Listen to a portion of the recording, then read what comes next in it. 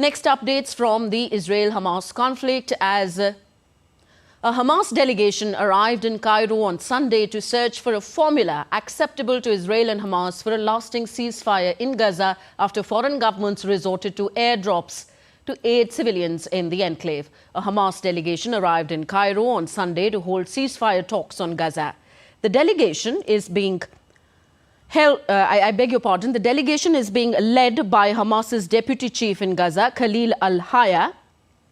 Hopes for the first pause in fighting since November rose last week after a previous round of talks mediated by Qatar and Egypt in Doha, and indications from the US President, Mr. Joe Biden, that agreement was close. Meanwhile, a senior US official said that the framework for a 6-week pause in fighting was in place with Israel's agreement and now depended on Hamas's agreeing to the releasing of hostages it has held in Gaza since its attacks on southern Israel on October 7th.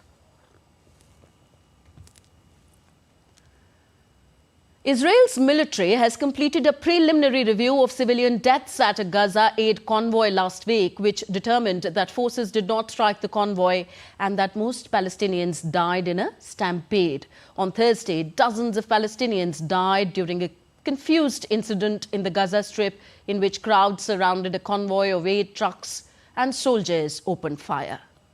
The IDF has concluded an initial review of the unfortunate incident where Gazan civilians were trampled to death and injured as they charged to the aid convoy.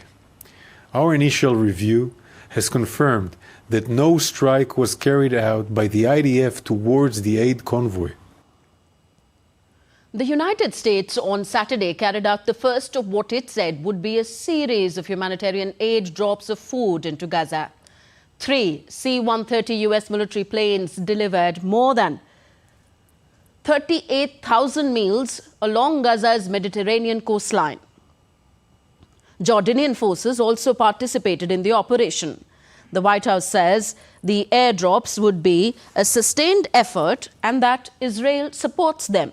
U.S. National Security Council spokesman John Kirby said that the U.S. will carry out multiple airdrops in the next few weeks, which will be coordinated with Jordan. Kirby also said that the Biden administration is also considering shipping aid by sea from Cyprus. The World Health Organization, WHO, delivered fuel and crucial medical supplies to Gaza's Al-Shifa hospital. According to the WHO, the aid delivery included 19,000 litres of fuel, as well as crucial medical supplies and antibiotics that could treat 150 patients. The head of the emergency department at Al-Shifa urged for further aid deliveries as the medical complex remains overwhelmed. The WHO delivery came a day after an aid convoy incident in the city of Gaza.